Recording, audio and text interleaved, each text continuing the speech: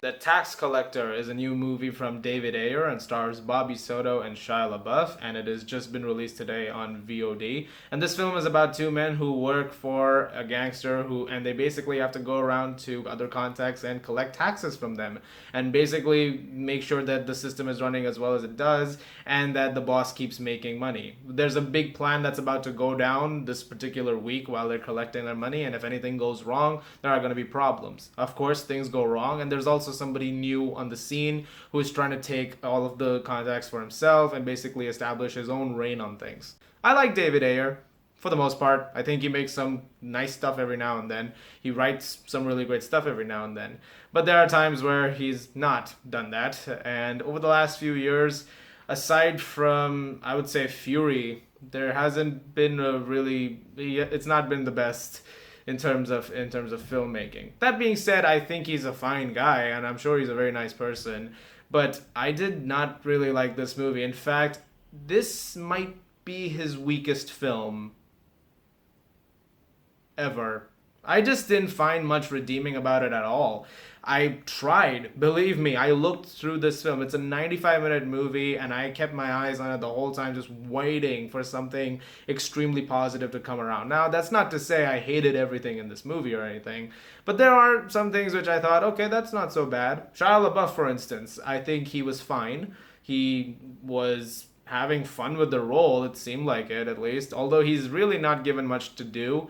He's built up to be a character that he never becomes, and then he's just sort of like, that's it, that's all you get with his character. He's always just built up to be this really malevolent presence, and I just didn't feel that at all. And I didn't really care much for any of the characters, really. I cared for none of them. I didn't care for Bobby Soto's character. I didn't care for his family's lives as much.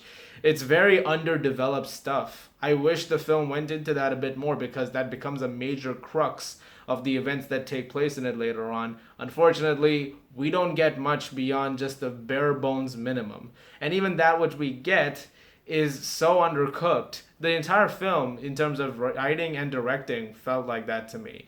It felt like it was done just now, like it was just made and put out as quickly as possible. I don't know if this film was supposed to become a VOD release. I think this was supposed to go to theaters, and then the coronavirus pandemic happened.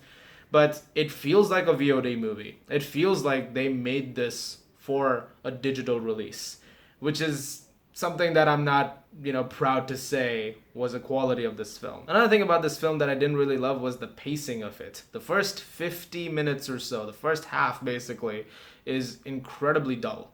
There was nothing about it which I found remotely enthralling. And even when the second half kicks in and the action starts to pick up, some of it was fine, but the rest of it was also just, it was having a hard time grabbing my attention, because again, I just didn't care about enough of these characters going in, and I didn't really connect with it as much as I think the movie wanted me to at this point in time. I'm supposed to be rooting for each one of these people to survive, but I'm really not, because haven't really had a chance to care for them. I'm not gonna comment too much on the violence content in this movie, which I feel like is going to be a complaint that's gonna come up in some reviews.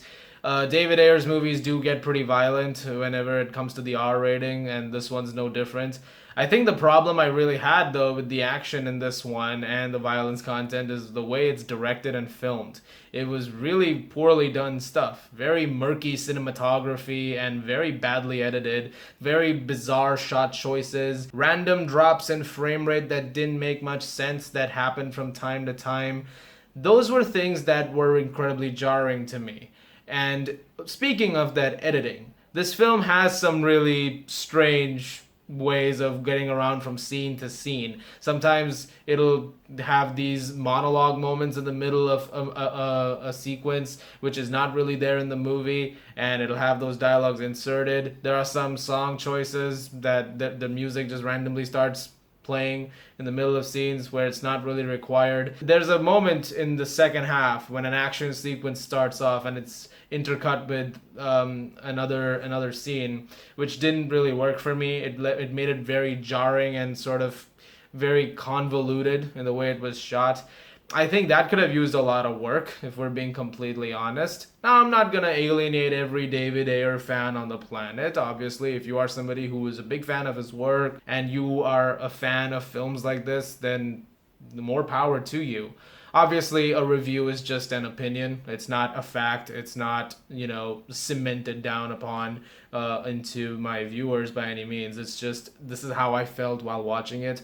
I feel like it's important to state that because there are going to be people who really enjoyed this movie. Just the sheer insanity and action heavy, goriness of it all. And that's fine. That's totally okay.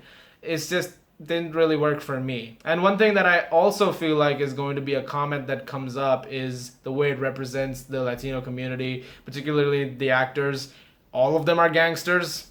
And yes, that can be a bit offensive in approach, and I feel like that is going to be a massive complaint regarding this movie. In the end, I cannot think of much in The Tax Collector that was recommendable. There are a couple of elements that I thought were okay. The final fight was fine.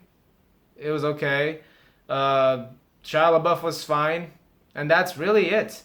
Beyond that, I cannot say much about this film that's like recommendable. I already said it's probably David Ayer's weakest film and his worst maybe, and it absolutely is. This is not an F grade movie. I wouldn't give it an F, mostly because there were those couple of tiny things that I liked, but I was really having a hard time thinking of more positives beyond that, which is why I'm gonna give The Tax Collector a 4 out of 10.